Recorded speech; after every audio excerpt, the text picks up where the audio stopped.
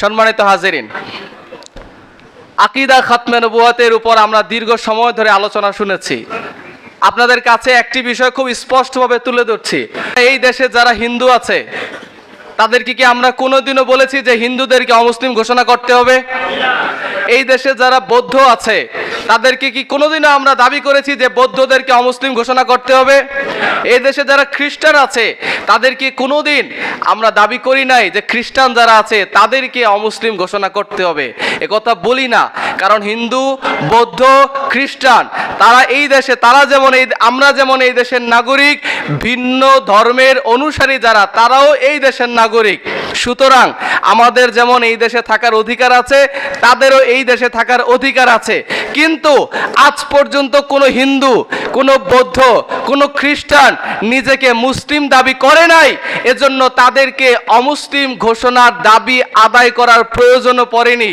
কিন্তু যাদের ব্যাপারে, যারা কুখ্যাত কাফের, যারা খাতমে নবুয়ত, আকীদা খাতমে নবুয়তকে মানে না, যারা আমার নবীকে শেষ নবী হিসেবে মানে না, তারা অমুসলিম হওয়া সত্ত্বেও নিজেদেরকে মুসলিম পরিচয় দেয়, মুসলিম দাবি করে। বলেন নাউজুবিল্লাহ।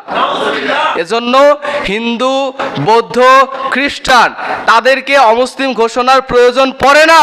কিন্তু যারা আকীদা খাতমে নবুয়তকে অস্বীকার করে, যারা আমার নবী মুহাম্মদুর রাসূলুল্লাহ সাল্লাল্লাহু আলাইহি ওয়াসাল্লামকে শেষ নবী হিসেবে মানে না কিন্তু নিজেদেরকে মুসলিম দাবি করে, তাদের ব্যাপারে আমাদের সরকারের কাছে দাবি, যেহেতু আমরা মুসলিম, সুতরাং কেউ যদি অমুসলিম হয়েও নিজেকে মুসলিম দাবি করে তার মানে সে আমাদের ধর্মীয় অনুভূতিতে আঘাত দিচ্ছে। ঠিক কিনা বলেন? সেজন্য বাংলাদেশের সংবিধান অনুযায়ী, বাংলাদেশের রাষ্ট্রীয় মূলনীতি অনুযায়ী কোনো দল, কোনো ব্যক্তি কখনোই অন্য ধর্মের ধর্মীয় অনুভূতিতে আঘাত দিতে পারে না। সেজন্য আমরা দাবি করি, যারা খাতমে নবুয়তকে অস্বীকার করে, যারা অমুসলিম, তারা কখনোই যেন নিজেকে মুসলিম পরিচয় দিতে পারে না। এটাই আমাদের মূল দাবি। ঠিক কিনা বলেন? আল্লাহ রসুল মুহাম্মদুর রাসূলুল্লাহ সাল্লাল্লাহু আলাইহি ওয়াসাল্লামের পরে কোন নবী রসুল আসবে না, একথা একেবারে স্বীকৃত, একথা প্রতিষ্ঠিত। আমাদের উম্মতের দায়িত্ব হচ্ছে আল্লাহ রসুল সাল্লাল্লাহু আলাইহি ওয়াসাল্লাম আমাদেরকে যে জিম্মাদারি দিয়ে গেছেন, সাহাবায়ে কেরাম ইয়ামামার প্রান্তরে সহ প্রতিটি যুগে সাহাবায়ে কেরাম, পরবর্তীতে ইমামগণ, ফকিহগণ, মুজতাহিদগণ, শুহাদাগণ যে নজরানা, রক্তের নজরানা পেশ করেছেন, আমাদের দায়িত্ব হচ্ছে তার অনুসরণ করা। আল্লাহর হাবিব সাল্লাল্লাহু আলাইহি ওয়াসাল্লামের রেখে দেওয়া এই আমানতকে যথাযথ সংরক্ষণ করার জন্য প্রতিটি ঘন্টার, প্রতিটি মিনিটের, প্রতিটি সেকেন্ডের, প্রতিটি মুহূর্ত নিজের জান, মাল সব কিছু কুরবান করে দেওয়ার জন্য প্রস্তুত থাকা, এটাই হচ্ছে আমাদের মূল দায়িত্ব। আমরা পারবো না ইনশাআল্লাহ? আল্লাহর হাবিব সাল্লাল্লাহু আলাইহি ওয়াসাল্লামের পরে কোনো নবী রাসূল আসার তো সুযোগই নাই, কারণ পূর্বের জামানায় সাইয়্যিদুনা হযরত আদম আলাইহিস সালাতু ওয়াস সালাম থেকে শুরু করে আল্লাহর হাবিব সাল্লাল্লাহু আলাইহি ওয়াসাল্লামের আগ পর্যন্ত আল্লাহ সুবহানাহু ওয়া তাআলা যত নবী রাসূল পাঠিয়েছেন, এর মূলভূত কারণ ছিল তিনটা। কয়টা কারণ? তিনটা। এক নাম্বার কারণ ছিল, পূর্বের জমানার নবীগণ ছিলেন আঞ্চলিক নবী, অর্থাৎ অঞ্চল ভেদে নবী। এক এলাকায় আল্লাহ একজন নবী পাঠাতেন, অন্য এলাকায় দাওয়াত দেওয়ার জন্য, তাওহীদের দাওয়াত দেওয়ার জন্য, আল্লাহর একত্ববাদের ঘোষণা দেওয়ার জন্য আল্লাহ অন্য এলাকায় আরেকজন নবী পাঠাতেন।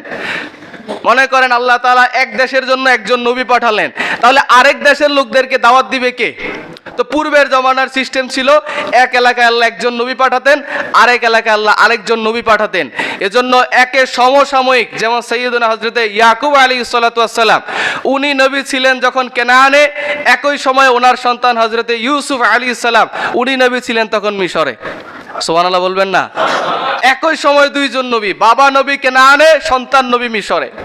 এটা আগের জমানায় সম্ভব ছিল, কিন্তু আল্লাহর আখিরি নবী মুহাম্মদুর রাসূলুল্লাহ সাল্লাল্লাহু আলাইহি ওয়াসাল্লাম, উনি তো কোনো আঞ্চলিক নবী ছিলেন না, ওনাকে আল্লাহ কুল কায়নাতের জন্য নবী করে পাঠিয়েছেন। আল্লাহ তাআলা বলেন, কুল ইয়া আইয়ুহান নাস ইন্নী রাসূলুল্লাহি ইলাইকুম জামিআ। সুবহানাল্লাহ। আল্লাহ তাআলা আল্লাহর হাবিবকে বলছেন, হাবিব আপনি তামাম সৃষ্টি জগতে যত মানুষ আছে, শুধু মক্কা না, শুধু মক্কাতুল মুকাররমা না, শুধু মদিনাতুত তাইয়্যিবা না, শুধু আরব কিংবা জাজিরাতুল আরব না, তাম জগতে যত মানুষ আছে সব মানুষদেরকে ডেকে বলেন, আমি শুধু মক্কাবাসীর জন্য না, শুধু মদিনাবাসীর জন্য না, আমি তাম সৃষ্টি জগতে যত মানুষ আছে সব মানুষের জন্য আল্লাহর পক্ষ থেকে প্রেরিত নবী এবং রাসূল। সুবহানাল্লাহ। এজন্য সব নবীর পরে নবী আসলেও আমার আপনার নবী দু জাহানের বাদশা নবী মুহাম্মদুর রাসূলুল্লাহ সাল্লাল্লাহু আলাইহি ওয়াসাল্লামের পরে আর কোনো প্রকারই নবী কিংবা রাসূল আসার কোনো সুযোগ নাই। নবীর পরে নবী আসার 2 নাম্বার কারণ ছিল, ইমাম ফখরুদ্দিন রাজি রাহিমাহুল্লাহ বলেছেন তাফসীর কাবীরের মধ্যে, ওয়া ইন তারাকা শাইআম মিনান নাসিহাতি ওয়াল বায়ান ইস্তাদরিকুহু মাইয়াতি বাদা, যে পূর্বের জমানায় নবীগণ যখন দাওয়াতি কাজ করতেন হঠাৎ করে আল্লাহর পক্ষ থেকে ডাক চলে আসলে ওনারা আল্লাহর কাছে আল্লাহ ডাকে সাড়া দিয়ে চলে যেতেন। তো কোনো দাওয়াতি কাজে কোনো একটা কাজের মাঝামাঝি অবস্থা যদি থাকতো, কোনো একটা কাজ যদি অসম্পূর্ণ থাকতো, এই অসম্পূর্ণ কাজটাকে সম্পন্ন করার জন্য আল্লাহ আরেকজন নবী পাঠাতেন। কিন্তু আমার আপনার নবী মুহাম্মদুর রাসূলুল্লাহ সাল্লাল্লাহু আলাইহি ওয়াসাল্লাম ১৫০০ বছর আগে উনি কি কোনো কাজ অসম্পূর্ণ রেখে গেছেন? আমাদের জন্য কোনো কাজ বাকি রেখে গেছেন? আল্লাহর হাবিব সাল্লাল্লাহু আলাইহি ওয়াসাল্লাম ভাষণ দিচ্ছিলেন আসরের শেষ সময়, মাগরিবের কিছু আগে আল্লাহ সুবহানাহু ওয়া তাআলা চূড়ান্তভাবে দ্বীন ইসলামকে পরিপূর্ণ করে আয়াত নাজিল করে দিলেন, আল ইয়াউমা আকমালতু লাকুম দীনাকুম ওয়া আতমামতু আলাইকুম নি'মাতি ওয়া রাদিতু লাকুমুল ইসলাম দীনা। আল্লাহ তাআলা পরিপূর্ণ চূড়ান্ত ঘোষণা দিয়ে দিলেন যে আজকে তোমাদের জন্য দ্বীন ইসলামকে আমি পরিপূর্ণ করে দিলাম। পড়েন সুবহানাল্লাহ।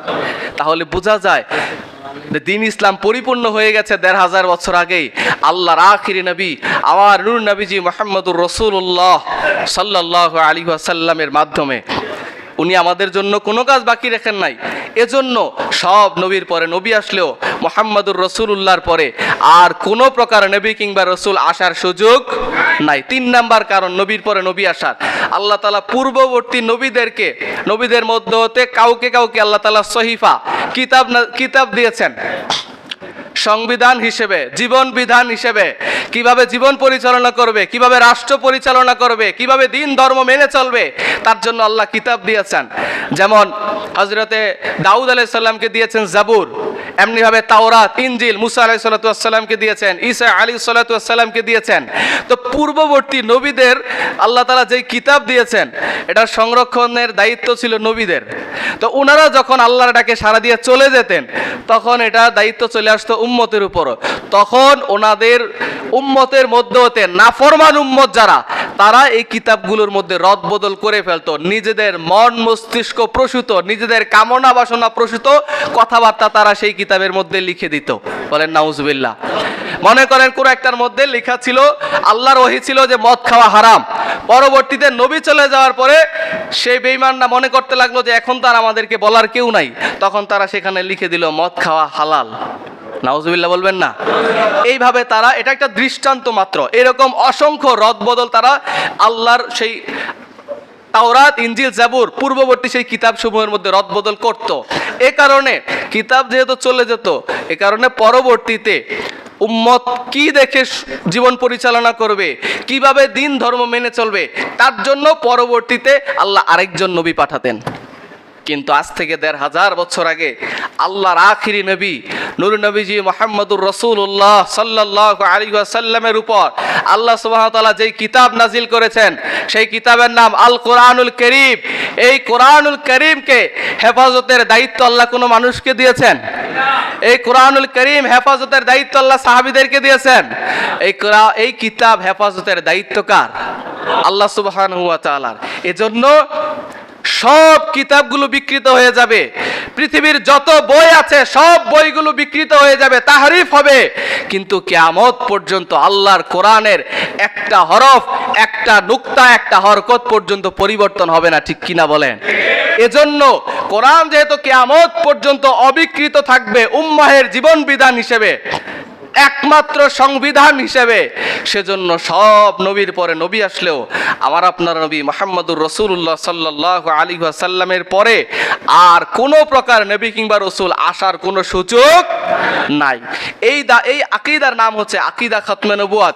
আমরা এই আকীদা, আমরা খতমে নবুয়তের জন্য কাজ করি, খতমে নবুয়তের জন্য আন্দোলন করি। আমরা মনে করি আকীদা খতমে নবুয়ত ঈমানের মৌলিক বিষয়। খতমে নবুয়তের জন্য কাজ করা পৃথিবীর যাবতীয় সব কাজের চাইতে সবচেয়ে বেশি দামি এবং উত্তম কাজ, ঠিক কিনা বলে? আমরা মনে করি খতমে নবুয়তের জন্য যখন ডাকা হবে তখন সকল ধরনের ব্যস্ততা, সকল ধরনের অলসতা, সংকীর্ণতা সব কিছুকে পরিহার করে সবার আগে খতমে নবুয়তের কাজে সাড়া দেওয়া উচিত। এটা প্রতিটি মুমিন মুসলমানের ঈমানের দাবি, প্রতিটি মুমিন মুসলমানের ঈমানি কাজ, ঠিক কিনা বলেন? আমরা যে কথাটা এক কথায় যদি আমরা বলি, আমরা রাষ্ট্রীয় দায়িত্বশীল যারা, তাদের কাছে গিয়ে আমরা যারা খতমে নবুয়ত অস্বীকার করে তাদের ফাঁসি দাবি করেছি, বলেন না? ফাঁসি দাবি করেছি। তাদেরকে জবাই করার জন্য হত্যা করার দাবি করেছি। কি দাবি করেছি? তারা যেন আমাদের ধর্মীয় অনুভূতিতে আঘাত দিতে না পারে। রাষ্ট্রের দায়িত্ব আমাদের ধর্মীয় অনুভূতিকে রক্ষা করা।